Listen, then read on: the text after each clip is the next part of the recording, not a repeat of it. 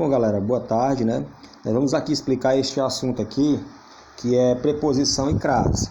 Então, como eu já até mandei para vocês, as preposições são palavras que elas têm a função de ligar termos. E ao fazer essa ligação, elas trazem consigo alguma noção, alguma ideia, certo? Sempre que elas trazem consigo uma ideia, seja de causa, seja de lugar, de tempo, de modo, enfim, né? Então vamos lá. Vamos observar esse quadro aqui, ó, quando diz bem aqui, ó. Quadro de Picasso é retirado de leilão por danos acidentais. Observe que o de quem é o quadro? De Picasso. Esse de aqui, que é a preposição, está dando ideia de posse. E já a causa, né, foram os danos acidentais, por isso que foram tirados do leilão. Então o por está dando ideia de causa, né? Bem aqui você vai ver que, ó, é egípcio que morava nas ruas de Florianópolis. Observe que nas, que é em, mais as, dá a ideia de lugar, e assim por diante, né? Então aqui nós temos o quadro das preposições, nós temos as preposições e as locuções prepositivas, ou seja, conjunto de palavras que funcionam como preposição. Aqui está o conceito embaixo, e eu vou passar aqui adiante. Deixa eu ver se aqui aqui, tá certo? Então é isso. Bem aqui, ele fala das combinações das preposições, não é? Então vamos olhar aqui, ó.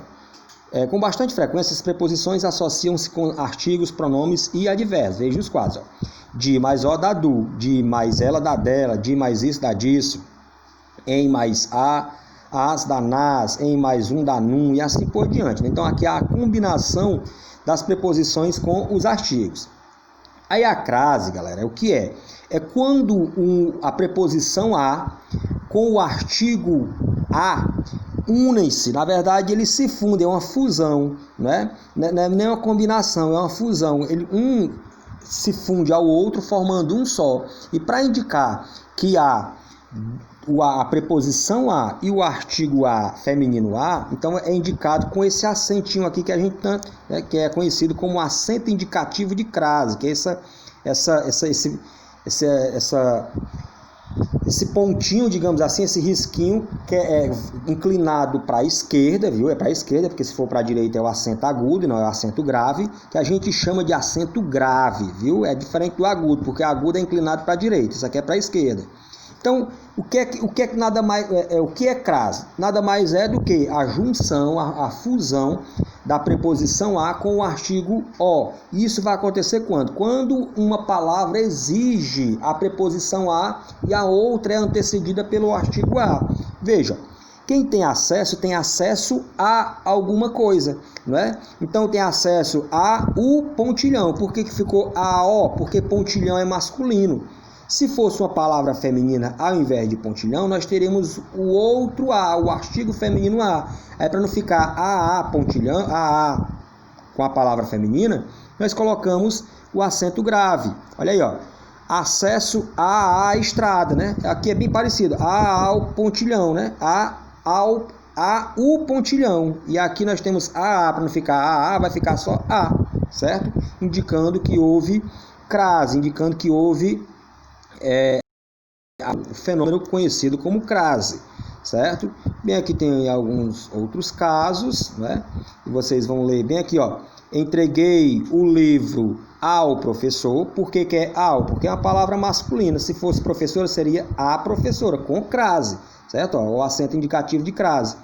Entregou o livro, entregou a agenda, não é? Por que não houve?